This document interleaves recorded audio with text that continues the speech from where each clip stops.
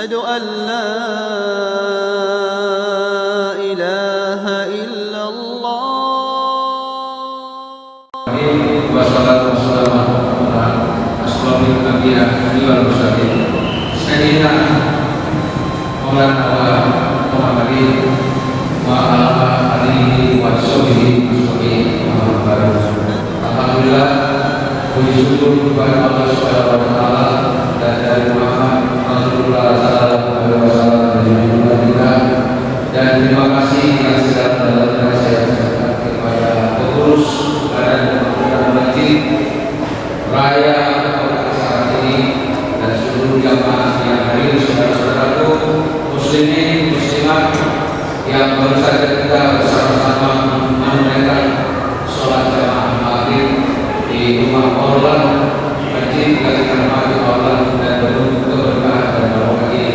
Singkat saja cerita, seperti yang diperkenalkan tadi, saya adalah Said Marun Sendirian, namun saya sakit karena sebelumnya saya ini bernama Marun Bapak Himpunan Sendirian, dan saya ini baru 1 tahun lebih memeluk agama Islam karena hidayah yang saya terima, saya dapatkan dari Allah Subhanahu wa taala. Dan saya sebelumnya beragama Kristen, dan selain itu pula saya adalah mantan pendeta di salah satu gereja dengan jemaat nomor 2 terbanyak di Indonesia, karena juga jemaat daripada gereja ini tersebar juga di mancanegara, benua Asia, Australia, Eropa, dan juga benua Amerika. Gereja ini aliran karismatik Pentakosta. Nanti kalau di luar boleh saya cari gereja apa, kalau di sini barangkali agak sensitif ya seperti itu. Nah, saya lanjutkan saja. Saya 23 tahun telah mengabdi jadi pendeta di gereja ini di Bekasi, ya. Dan 3 tahun terakhir saya juga telah merintis bakal gereja di Pematang Siantar, khususnya di daerah Marian, arah jalan ke Tanah Jawa. Kalau pernah lewat dari sana, kan begini. Nah, kemudian ada 2 fase atau 2 tahap sebetulnya hidayah ini, boleh saya jelaskan dalam istilah saya, hidayah umum dan hidayah khusus. Hidayah umum sudah dimulai, saya masih usia muda belia, jauh sebelum saya menikah, jauh sebelum saya jadi pendeta. Saya masih anak muda, merantau, punya pengalaman berinteraksi dan bekerja yang mayoritas justru saudara saya muslim, saya satu-satunya non muslim. Sebetulnya sudah ada ketertarikan untuk saya memeluk agama Islam kala itu, sampai kepada saya telah menikah, bahkan telah jadi pendeta. Ada pengalaman-pengalaman spiritual yang bersentuhan dengan agama Islam itu sendiri, tentu melihat kepribadian, melihat akhlak, melihat cara beribadah saudara-saudara saya muslim, ya, yang beragama Islam. Sebetulnya sudah ada ketertarikan itu untuk saya menurut agama Islam. Saya tidak tahu. Saya dari sejak kecil saya Nasrani, ya, bahkan pendeta 23 tahun. Ada keinginan masuk Islam. Saya pikir ini hanya rahasia Allah Subhanahu wa taala saja.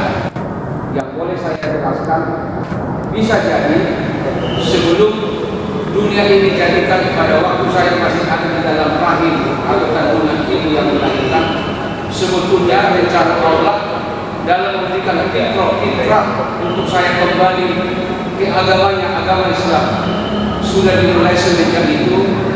Namun baru terlaksana, baru waktunya Allah dinyatakan dalam diri saya, justru saat hidayah khusus, hidayah puncak menurut istilah saya.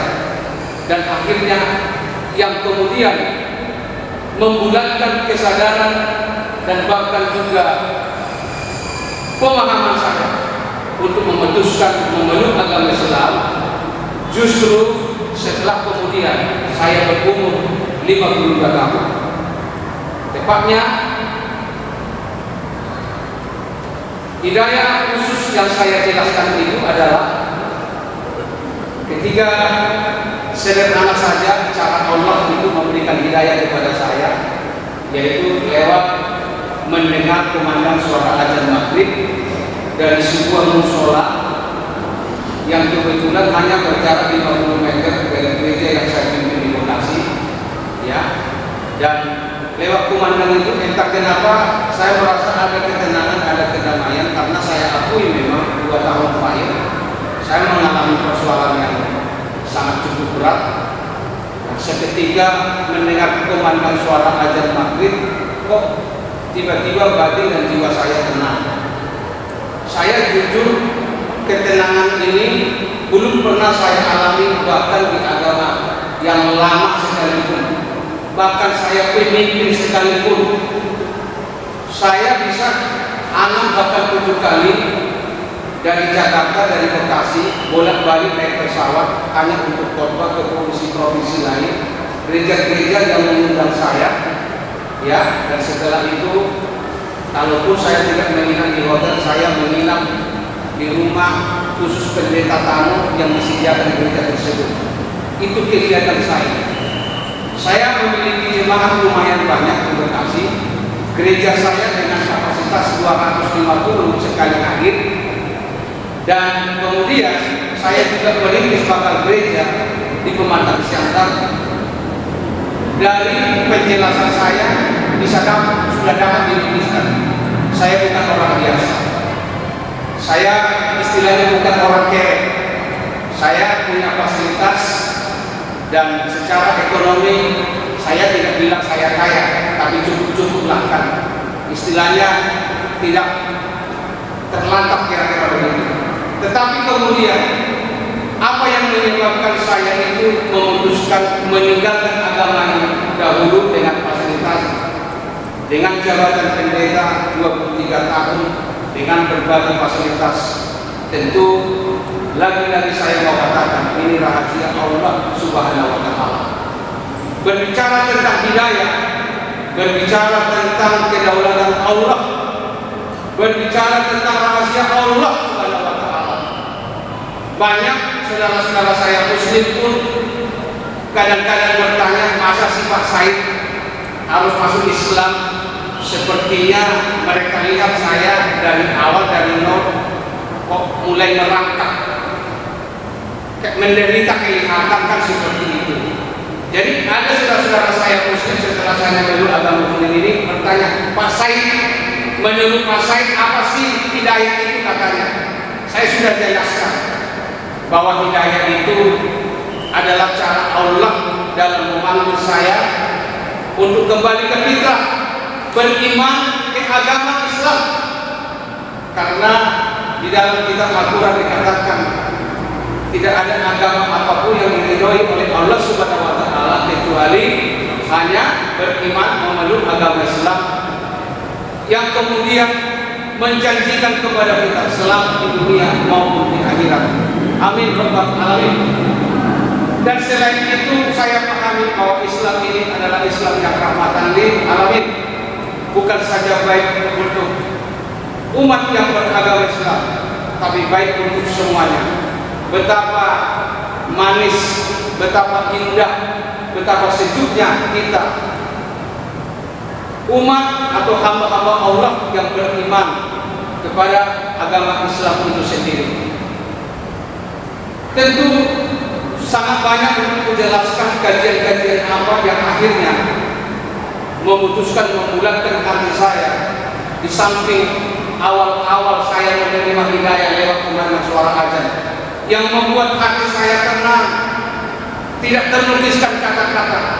Pengalaman kedamaian ketenangan seperti itu saya mau katakan lagi sejujurnya tidak pernah saya alami pada waktu saya sebelum memeluk agama Islam, tapi saya alami hal itu.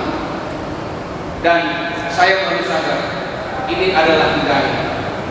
Jadi saya jelaskan kepada saudara-saudara saya Muslim yang masih penasaran di Jakarta, karena sudah dijawab, sudah dijelaskan bahwa bicara tentang hidayah, bicara tentang kemahakuasaan Allah, kan begitu. Tapi lagi-lagi kurang paham juga saudara. Akhirnya saya bilang begini, tanya Allah saja deh, begitu. Ya toh? Nah, kalau Allah yang jawab langsung kan selesai kan? Nah, kalau manusia kita makhluk hamba kan terbatas saja toh, kan begitu kira-kira. Alhamdulillah, singkat cerita, ya 7 bulan adalah masa transisi. 7 bulan masa pergolakan, masa di mana tarik ulur antara kemauan untuk masuk Islam atau tetap bertahan dengan keyakinan yang dahulu. Tidak mudah, sampai saya jatuh sakit, stres dan minta ampun. Badan yang tidak segemuk seperti ini harus kurang lagi 15-16 kilo sampai saya untuk nabi di rumah sakit. Tapi jujur, ketika saya berontak untuk menolak hidayah ini, membimbing saya ke arah yang lebih jauh menurut kehendak Allah Subhanahu wa taala, justru hati saya makin tidak karu-karuan, hati saya makin gelisah, hati saya makin tidak tenang, ya toh. Tapi ketika kucondongkan batin dan jiwaku untuk menerima hidayah ini, mulai memimpin, menuntun saya sesuai dengan rencana Allah Subhanahu wa taala itu, maka makin damai dan makin tenang batin dan jiwaku.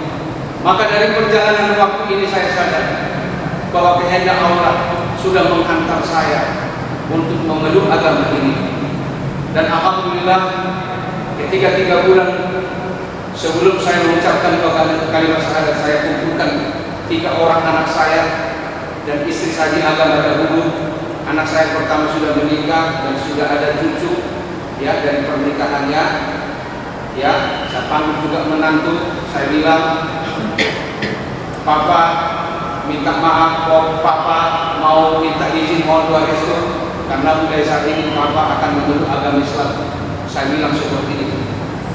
Seketika saya katakan itu, walaupun mereka sudah mulai melihat, ya, sikap-sikap saya itu, ya, sebelum-sebelumnya mulai hidayah itu agak aneh-aneh menurut, tapi mereka pikir itu hanya main-main kan gitu. Tapi kali ini serius, saya panggil gitu, ya kan? Nah, ketika saya ucapkan itu, langsung mereka berteriak apa? Mereka protes, mereka berontak dan berkata, Papa sudah bilang, sumpah serapah yang sebelumnya belum pernah terlontar dari anak saya dan menantu saya keluar seketika itu, dan dibilang saya macam-macam lah.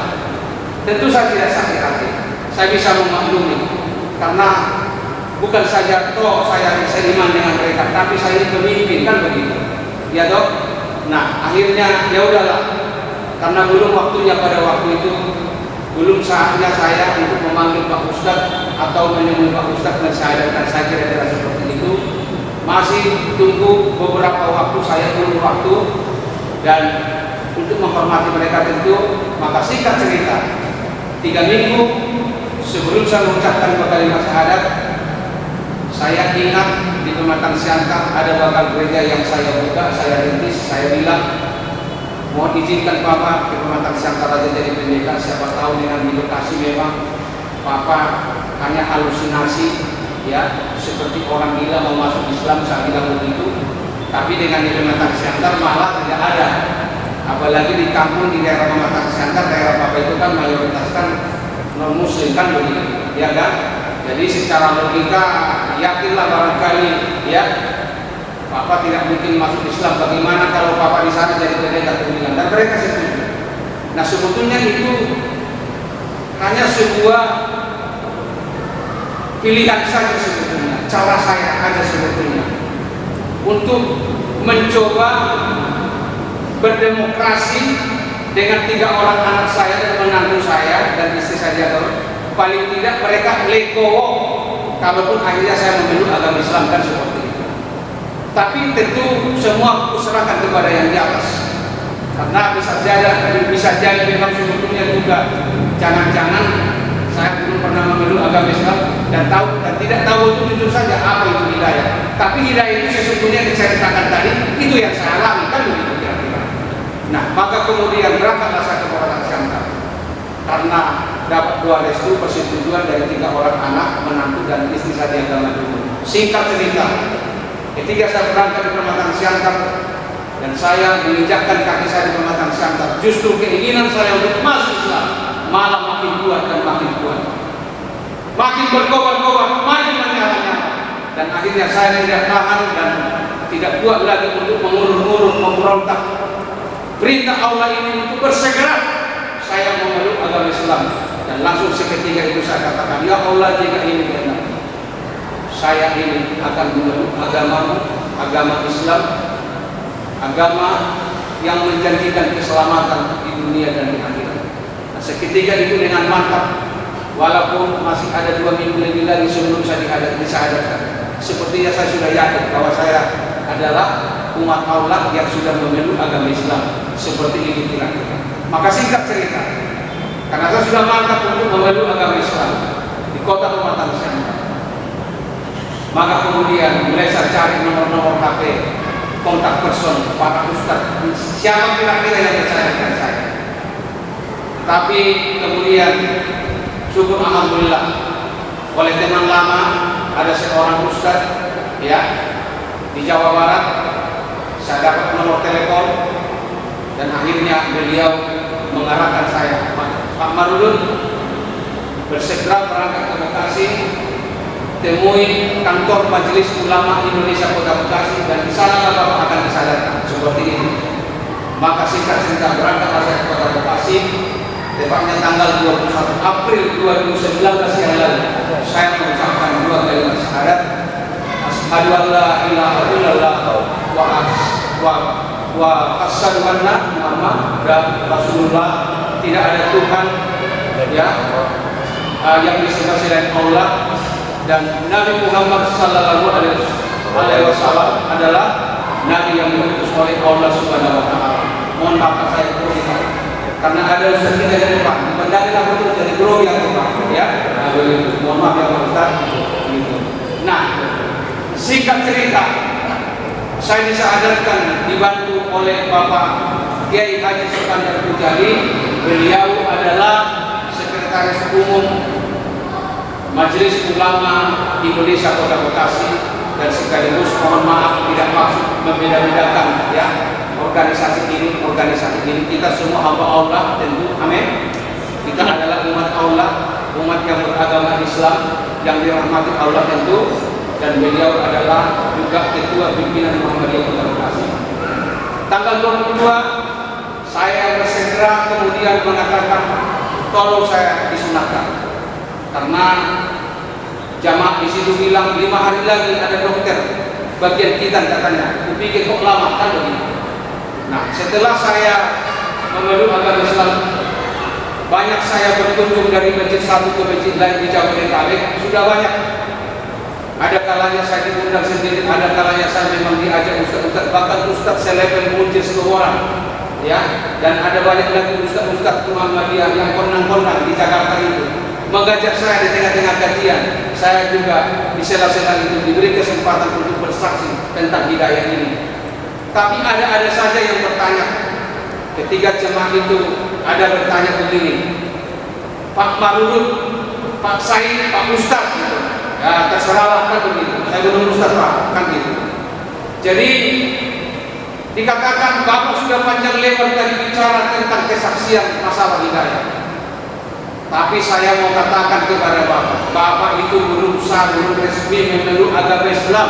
Kalau Bapak belum melakukan yang satu ini, katanya Bapak-Bapak. Akhirnya saya tanya, saya agak gedebuk juga penasaran. Wah, jangan-jangan saya salah kan begitu. Saya tanya dengan memohon dan rendah hati, apa itu Pak saya bilang? Karena jemaah juga ada juga yang terbengong-bengong kan gitu kan. Ada juga yang kaget dengan pertanyaan itu.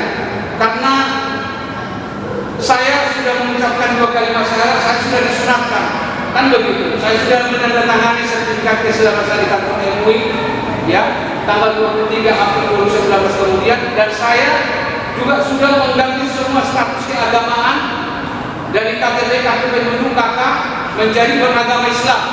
Tapi Bapak ini bilang belum resmi, belum sah memeluk agama Islam. Kalau saat ini belum dilakukan katanya. Lantas saya tanya, apa itu Pak?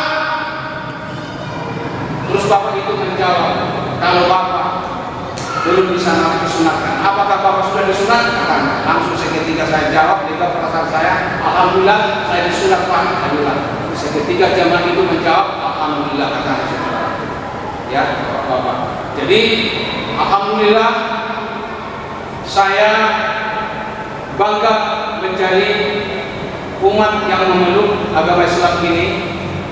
Dan setelah saya memeluk agama Islam ini, saya tidak pernah jatuh sakit. Badan saya stabil saja seperti ini. Capek memang, ya, waktu di Jakarta, ya, banyak juga masjid, ya, bisa satu hari itu 2-3 masjid, ya, mengundang kita, bukan mengundang, artinya memperbolehkan aja lah di depan.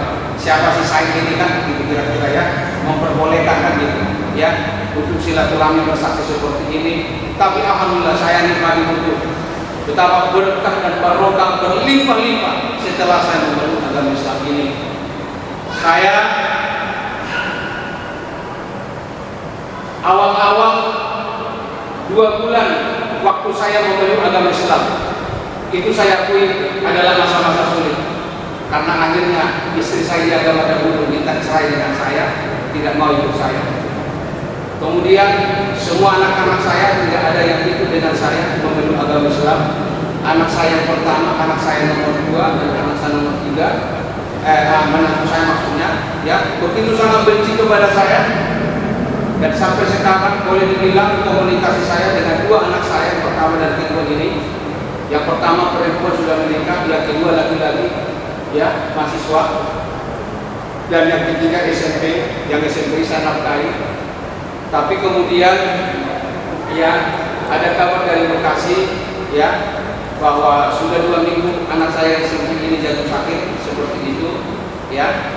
Mohon doanya saja, walaupun saya tidak seiman dengan anak saya, namanya anak kandung kan seperti itu. Tetap dalam arti itu tetap tanggung jawab saya kan seperti itu. Mohon doanya. Nah, maka kemudian boleh dibilang putus komunikasi kami.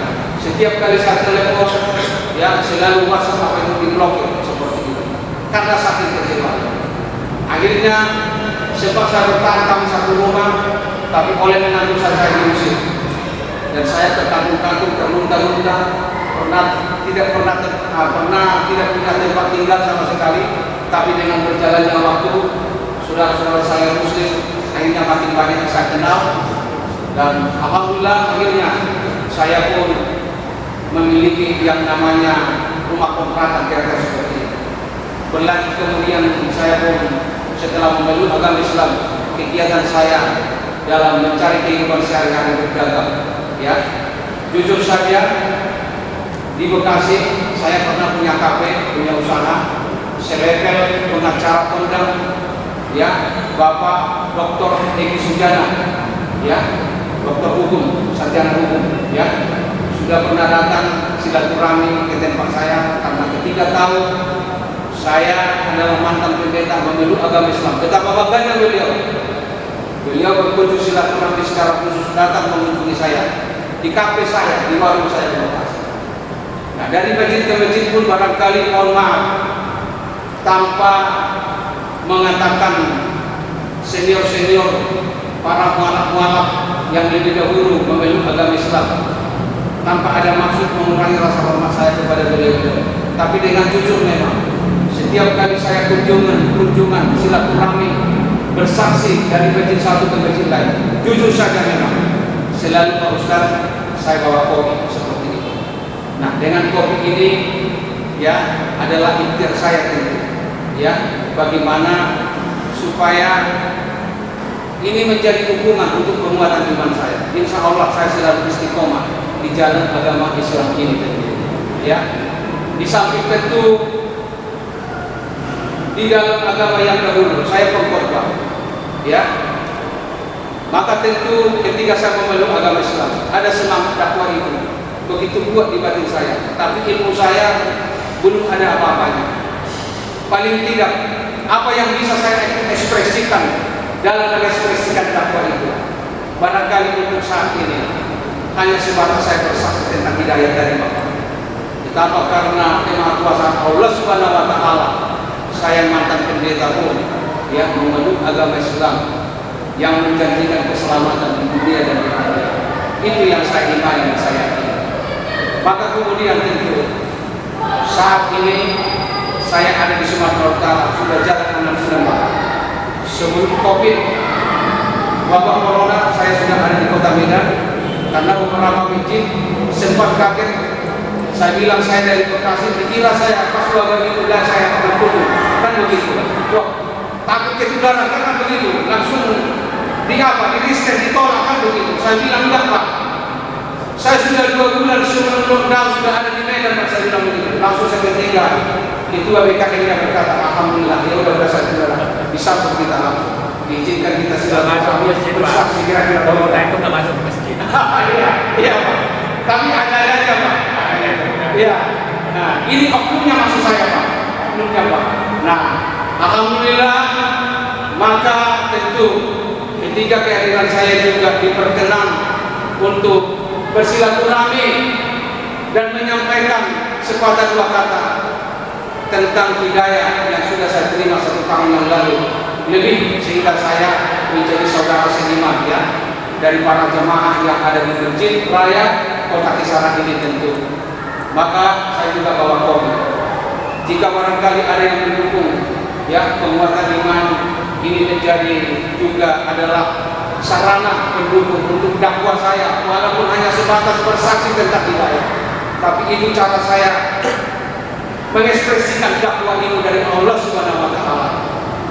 Nah, tentu kemudian dengan cara kopi ini juga adalah cara saya menanggung jawab di keluarga, karena setelah menuju agama Islam saya sudah menikah Ustaz ya dengan wanita muslimah, dan kami pernah tinggal di Bekasi, sempat pindah di Medan, kemudian setelah itu sudah pindah ke perdagangan Pak.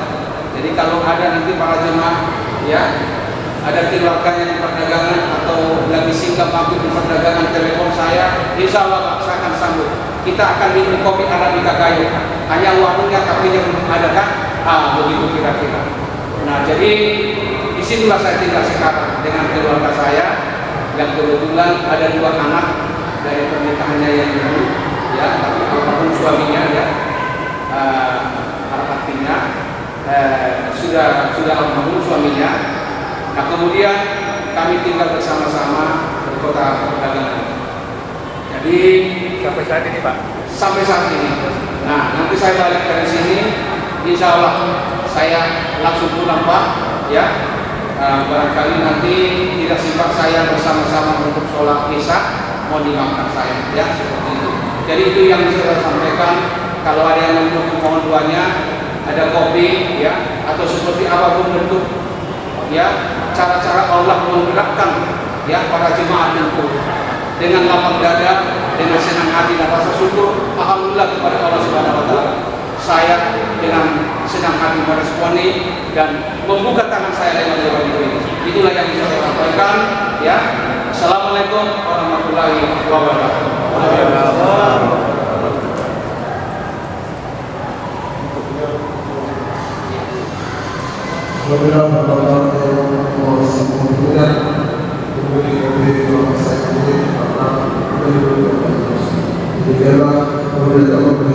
Assalamualaikum warahmatullahi wabarakatuh.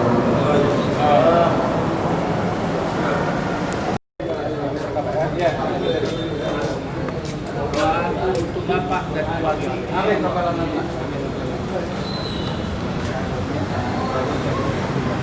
Oh, baik. Terima kasih banyak. Ya. Lagi Pak, terima kasih banyak. Iya. Ada tinggal nih apa? Oh, baik. Terima kasih banyak. Ini ya. Ada lagi Pak. Jadi mau sakit dari sini. Oh, gitu ya. Iya. Iya.